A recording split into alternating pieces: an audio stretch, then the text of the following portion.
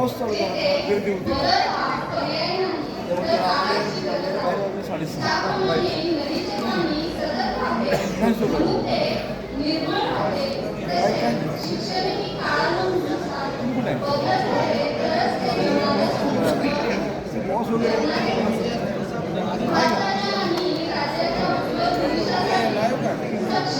अरे वा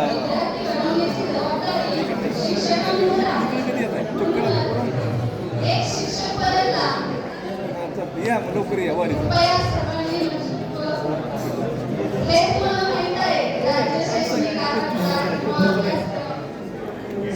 माझ्यापेक्षा तज्ञ आहात या आराखड्याची किंवा अभ्यासक्रमाची आपण सर्वांना माझ्यापेक्षाही जास्त ज्ञान असेल, परंतु प्रशिक्षणामध्ये माझ्याकडे हा विषय दिलेला आहे आणि याचं जेवढं मला ज्ञान मी घेतलेलं आहे ते तुम्हाला देणं अपेक्षित आहे. यासाठी आज मी या पहिली तासिका काय ठेवण्यात आले, जेणेकरून जेव्हा आपण अभ्यासक्रमाची उजळणी करतो, उजळणी व्हावी या दृष्टीने कदाचित ही तासिका या प्रशिक्षणामध्ये देण्यात आलेली आहे, जेणेकरून तुम्ही पुढे जे विषय शिकणार आहात त्यासाठी त्याचा तुम्हाला उपयोग होणार आहे.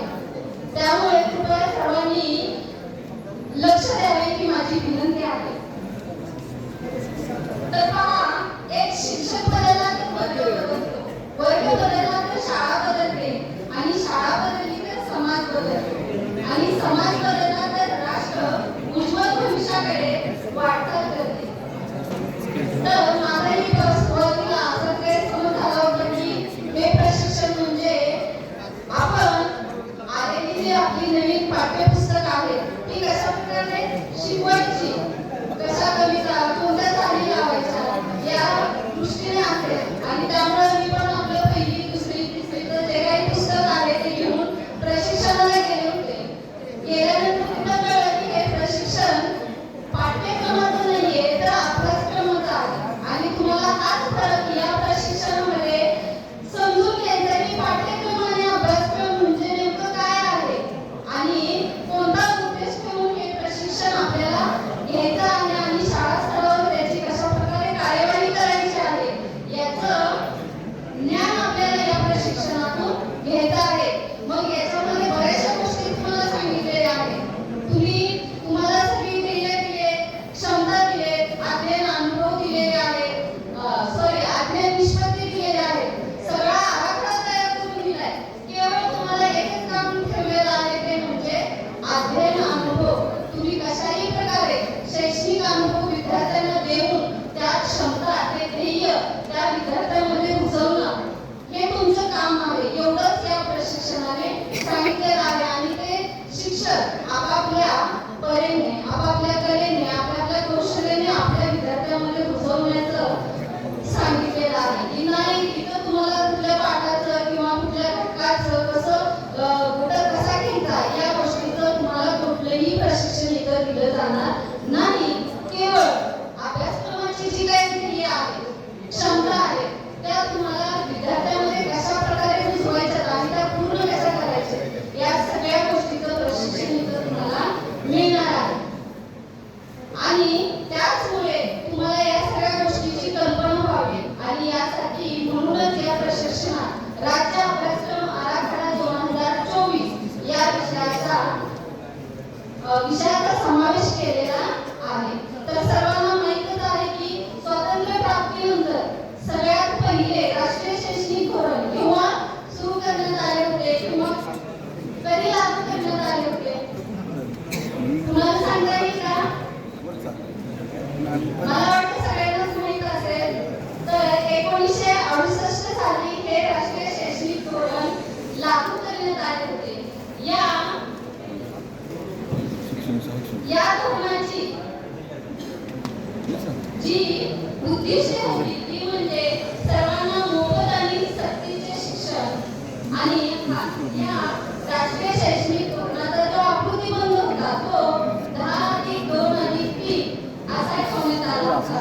त्याचबरोबर या शैक्षणिक धोरणानुसार गुणवत्ता आणि सर्वांना शिक्षणाची समान संधी देण्यात आलेली होती.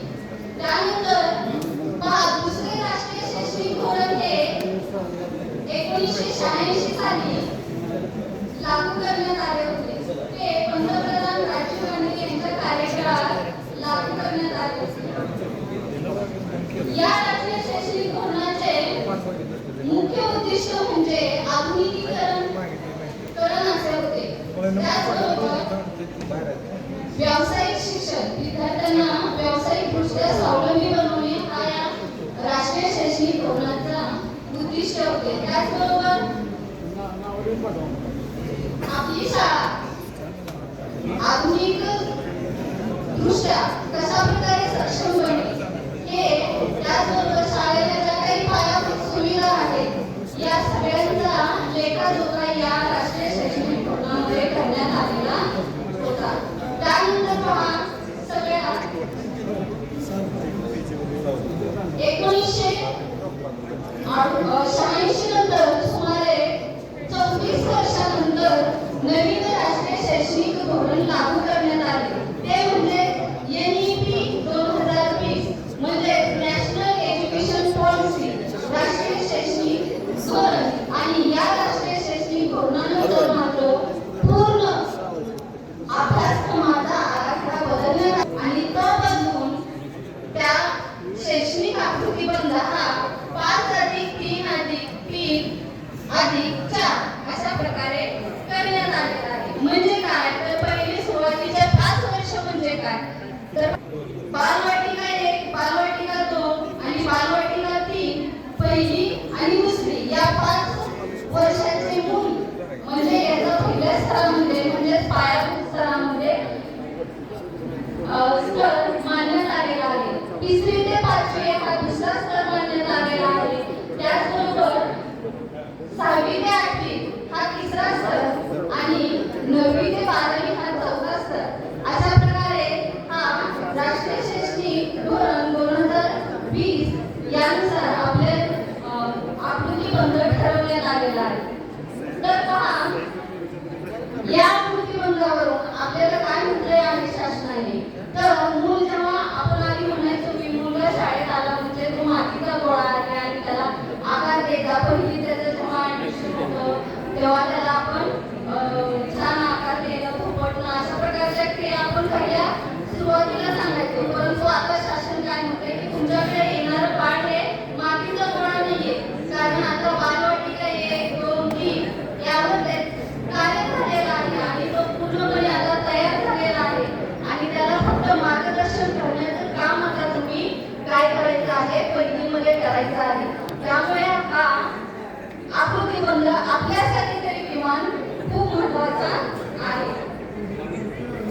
तर पहा, या राष्ट्रीय शैक्षणिक धोरण याचे पुन्हा काय करण्यात आलेले आहे, 2 भाग करण्यात आलेले आहेत. म्हणजे NCF आणि SCF. NCF चे 4 भागामध्ये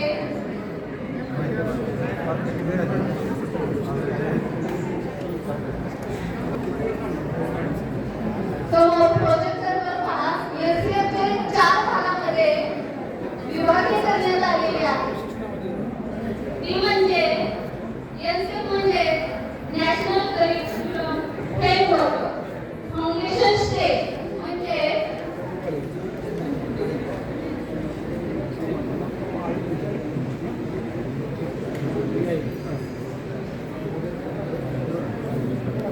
पायाभूत असे म्हटले जाते. पाहायला